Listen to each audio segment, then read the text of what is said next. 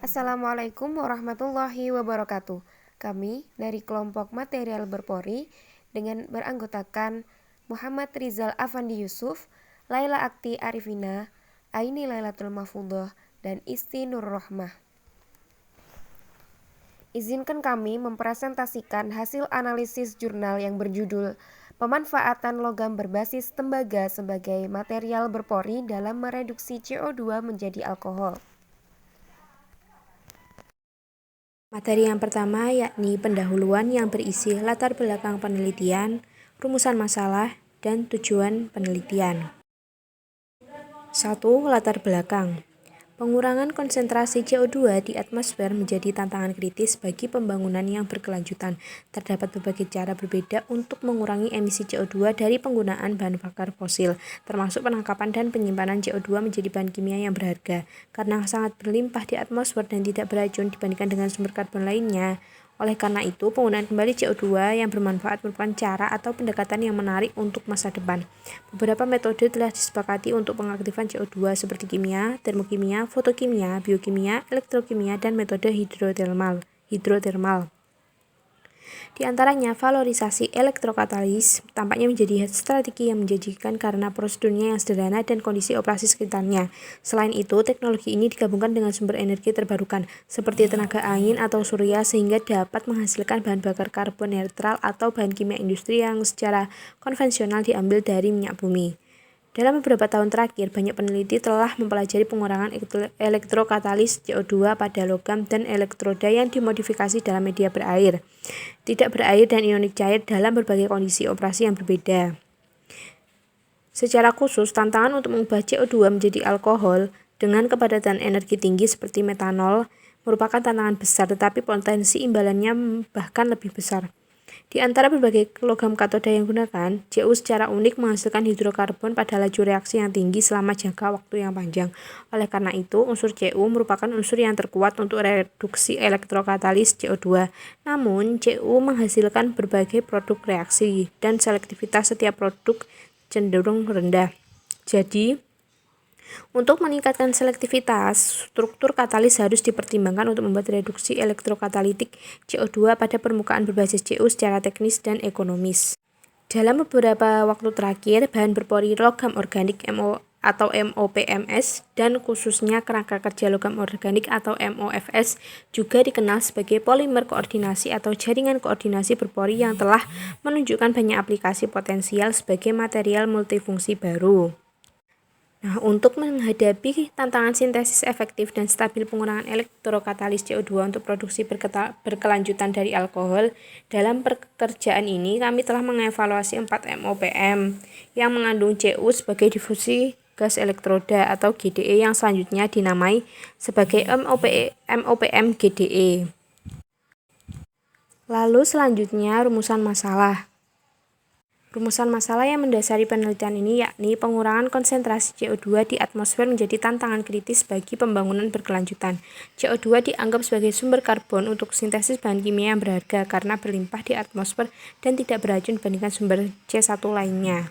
Oleh karena itu, penelitian ini akan dilakukan menggunakan penggunaan kembali CO2, uji karakterisasi melibatkan analisis struktural dan voltametri siklik, dan pengujian selama reduksi elektrokatalitik CO2 menjadi alkohol. Selanjutnya, tujuan penelitian. Tujuan penelitian ini yaitu untuk menghadapi tantangan sintesis efektif dan stabil pengurangan CO2 elektrokatalis untuk produksi berkelanjutan dari alkohol. Yang selanjutnya yakni tinjauan pustaka yang berisi mengenai dasar teori tentang valorasi elektrokatalisis, MOPM dan MOFS, elektrokimia, reduksi karbon dioksida, dan FTIR. Valorasi elektrokatalisis.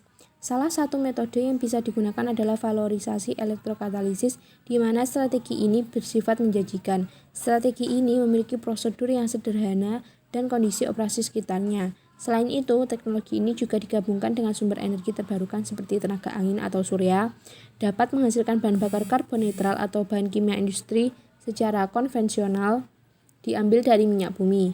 Dalam beberapa tahun terakhir, banyak peneliti telah mempelajari pengurangan elektrokatalisis CO2 pada logam dan elektroda yang dimodifikasi dalam media berair, tidak berair, dan ionik cair di bawah berbagai kondisi operasi yang berbeda dan konfigurasi sistem untuk menghasilkan berbagai produk yang berguna untuk kimia industri. Contohnya asam format, metana, etana, etilen, propilena, metanol, dan etanol. Lalu yang kedua, MOPMS dan MOFS. Bahan berpori logam organik atau yang bisa disebut MOPMS dan kerangka kerja logam organik atau MOFS dikenal sebagai polimer koordinasi atau jaringan koordinasi berpori. Keduanya telah menunjukkan banyak aplikasi potensial sebagai material multifungsi baru. MOFS adalah bahan hibrida yang mengandung 3 situs yang terdiferensiasi dengan baik di mana fungsi katalitik dapat dialokasikan yaitu komponen logam, organik, penghubung, dan ruang pori. MOFS dianggap ideal untuk adsorpsi, pemisahan, dan reduksi CO2 melalui reaksi yang dikatalisis. Selanjutnya yaitu elektrokimia. Rosler et al. Menyatakan bahwa elektrokimia adalah cabang dari ilmu kimia yang mempelajari reaksi yang terjadi pada permukaan penghantar listrik atau elektroda yang terbuat dari logam, semikonduktor maupun grafit, dan penghantar ion atau elektrolit yang melibatkan energi listrik.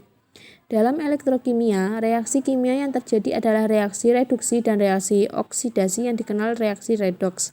Prinsip dasarnya adalah transfer elektron antara permukaan elektroda dengan molekul di dalam larutan. Selanjutnya, reduksi karbon dioksida.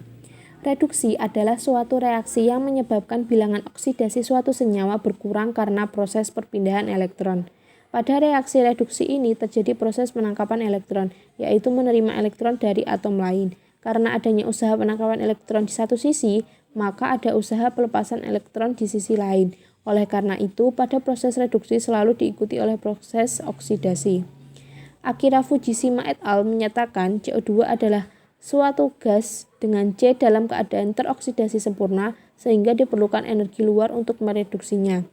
CO2 adalah molekul triatomik yang berbentuk linear. Pusat atom karbon memiliki hibridisasi sp dengan jarak ikatan CO sebesar 1,16 ampere, di mana jaraknya lebih pendek dari ikatan rangkap pada karbon sp2.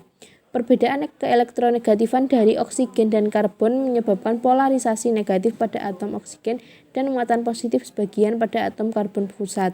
Oleh karena itu, molekul CO2 dapat membentuk beberapa posisi berbeda yang membutuhkan sifat elektronik spesifik untuk koordinasi yang mungkin. Salah satu cara untuk mereduksi CO2 adalah dengan elektrolisis menggunakan elektroda logam. Reaksi reduksi dapat berlangsung dengan adanya elektron yang dihasilkan oleh reaksi oksidasi air pada anoda. Tahap awal dari reduksi CO2 adalah adsorpsi CO2 pada permukaan logam. Hal ini disebabkan permukaan elektroda yang diberi potensial negatif menjadikan molekul netral maupun kation-kation dapat mendekati permukaan elektroda tersebut. Molekul CO2 dapat terabsorpsi secara kimia sebagai CO. Struktur geometri yang pasti dari CO belum dapat dijelaskan sampai saat ini. Namun beberapa struktur yang mungkin dari CO ditunjukkan pada gambar 4, di mana koordinasi antara CO2 dengan logam dapat melalui atom C, atom O maupun keduanya. Keuntungan dari reduksi elektrokimia CO2 ini adalah bahwa air dapat digunakan sebagai sumber proton pada reaksi baik dalam spesies H+ maupun H- yang terabsorpsi. Selain itu, reaksi ini juga dapat berlangsung pada temperatur ruang.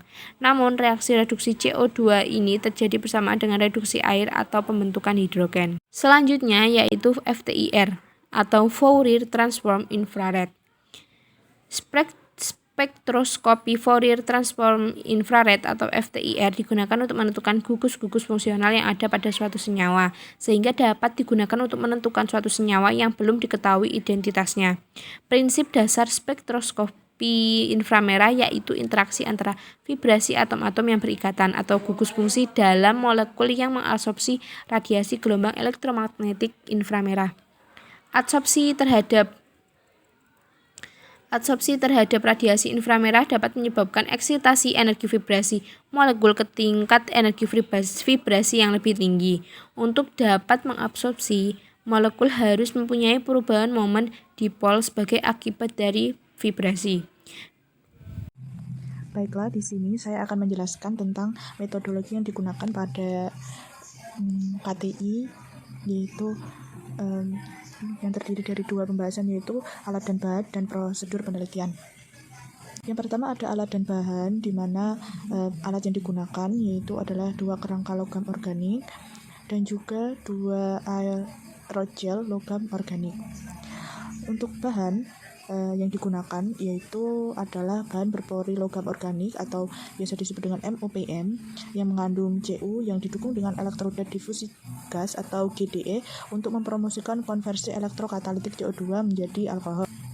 Selanjutnya pada prosedur penelitian itu terdiri dari preparasi dan juga karakterisasi permukaan GDE. Yang pertama adalah preparasi, di mana pada preparasi ini jumlah stoikiometri asam benzena 1,3,5-trikarboksilat dan tembaga 2 asetat monohidrat digiling bersama untuk memastikan campuran homogen dan ditempatkan di bejana reaksi. Kedua MOF dicuci secara menyeluruh dengan air untuk menghilangkan reagen yang tidak bereaksi dan produk sampingan yang tersisa. Lalu prosedur umum untuk menyiapkan MOA atau CuDTA dan CuZnDTA. Yang pertama adalah asetat logam yang sesuai atau campuran garam logam dilarutkan dalam campuran NN-dimetil asetamid atau DMA dan DMF dalam rasio volumetrik 60:40. Untuk ligan ditiooksamid atau H2DTA dibasahkan dengan trietilamina, kemudian dilarutkan dalam campuran pelarut yang sama dan ditambahkan ke dalam larutan yang mengandung ion logam dengan sistem dipertahankan dalam penangas ultrasound pada suhu 288 Kelvin. Setelah gel logam organik mencapai konsistensi tertentu, gel tersebut dibiarkan menua pada suhu kamar selama 1 hari. Dan terakhir, bahan dicuci terlebih dahulu melalui perendaman dalam DMF murni untuk menghilangkan spesies yang tidak bereaksi dan kemudian dengan pertukaran pelarut berturut-turut dalam campuran DMF atau etanol dan etanol murni untuk menggantikan pelarut. Selanjutnya adalah mempersiapkan aerogel. Yang pertama adalah gel direndam dalam CO2 cair pada suhu 293 Kelvin dan 50 bar selama 1 jam. Setelah itu etanol yang dikeluarkan melalui katup pembersih, di mana proses ini dilakukan secara berulang selama 5 kali. Selanjutnya sampel dikeringkan dalam kondisi superkritis pada suhu 311 Kelvin dan tekanan 85-95 bar. Terakhir, di bawah suhu konstan atau 311 Kelvin, ruang itu dilepaskan perlahan-lahan ke tekanan atmosfer.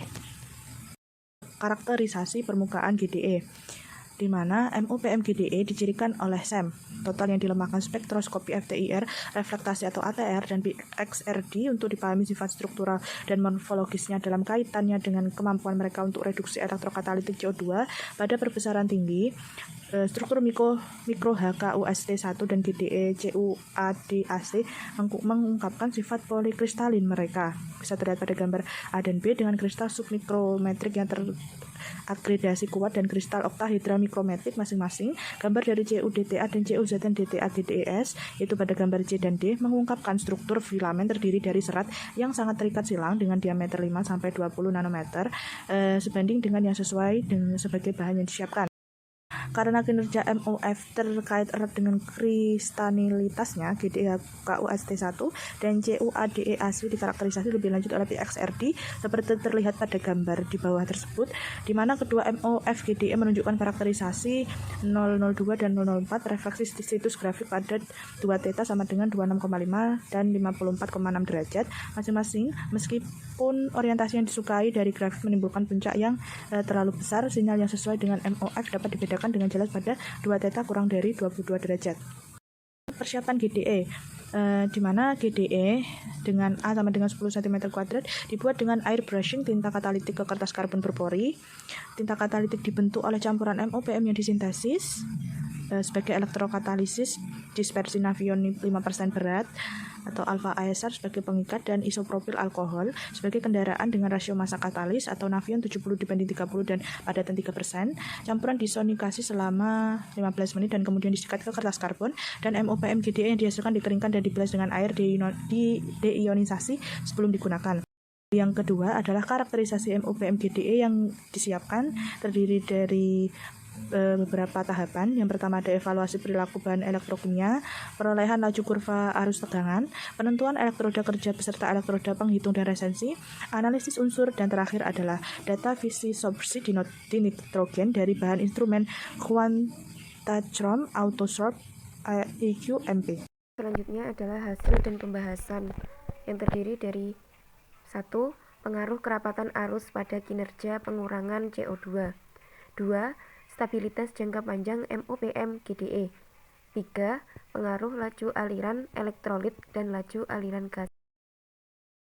Pengaruh kerapatan arus pada kinerja pengurangan CO2 diperoleh hasil yaitu dari pengurangan CO2 secara berkelanjutan dalam sebuah filter press bahwa kinerja reduksi kuantitatif atau laju produksi yang dilambangkan dengan R dan efisiensi Faraday yang dilambangkan dengan Fe mengenai distribusi produk fase cair pada densitas arus yang berbeda. J sama dengan 5 min 40 MACM persegi untuk MOPM GDE yang disiapkan. GDE HKUST-1 dan CUZN DTA adalah elektrokatalis paling aktif untuk reduksi CO2 sesuai dengan respon reduksi lebih tinggi yang telah diamati dalam profil siklus voltametri. Pada gambar 1 menunjukkan voltamogram siklik untuk MOPM GDE dalam larutan berair KHCO3 0,5 molar jenuh CO2.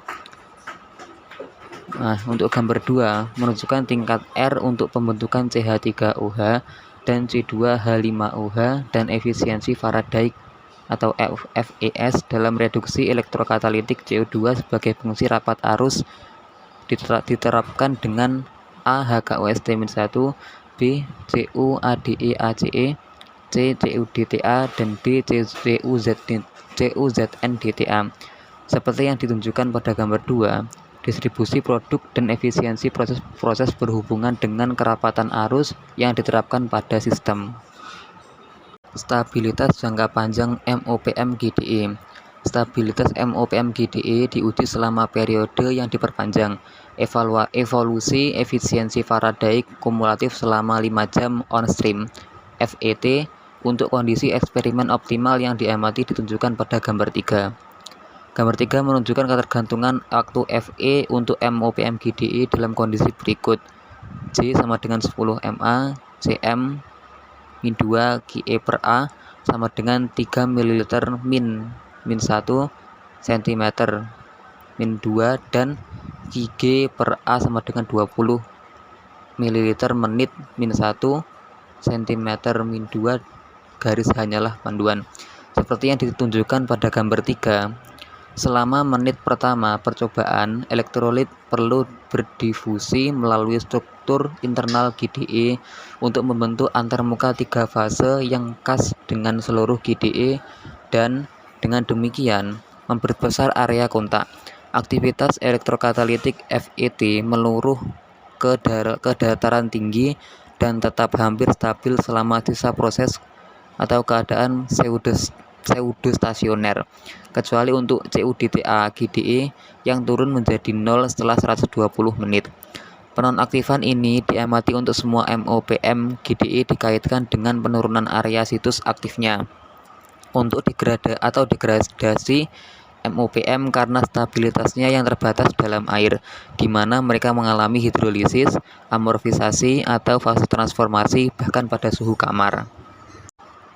Pengukuran spektroskopi ATR FTIR pada gambar 4A dan B dari MOF GDE HKUST-1 dan CUADAC menunjukkan penipisan intensitas sinyal referensi utama yang dikaitkan dengan MOF GDE.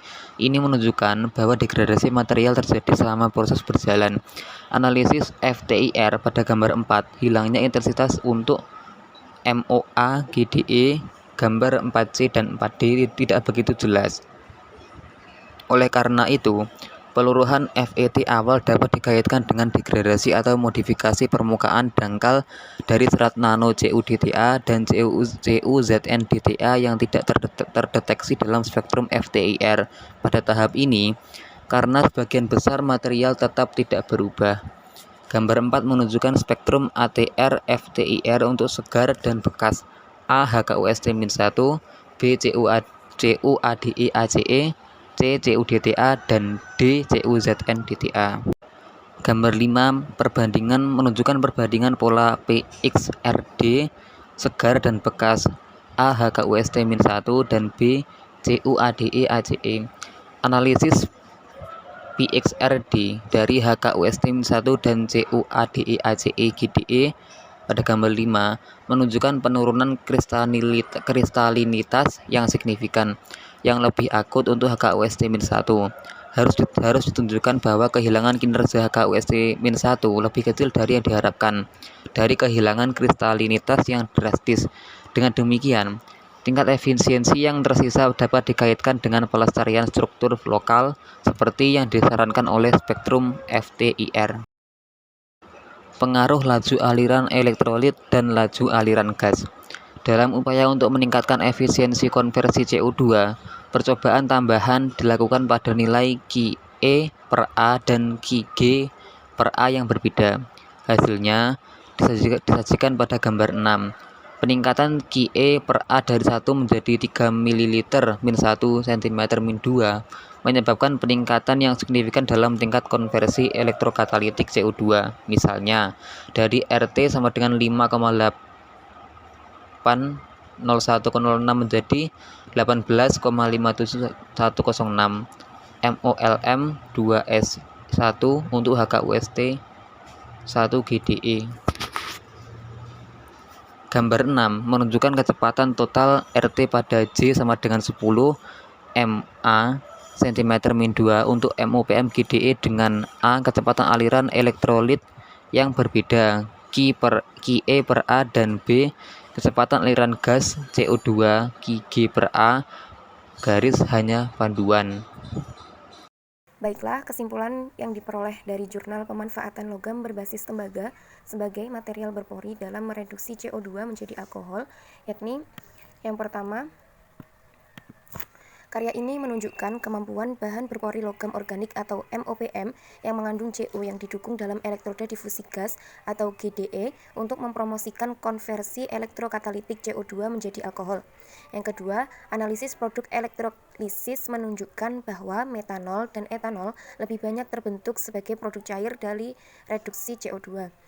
Yang ketiga, hasil ini menunjukkan bahwa MOPM dengan posisi koordinasi tak jenuh yang terpapar dalam sistem pori lebih disukai untuk meningkatkan kinerja reduksi elektrokatalitik CO2 menjadi alkohol. Yang terakhir, penggunaan MOPM berharga untuk konversi elektrokatalitik CO2 menjadi alkohol dalam operasi berkelanjutan. Sekian presentasi dari kelompok kami.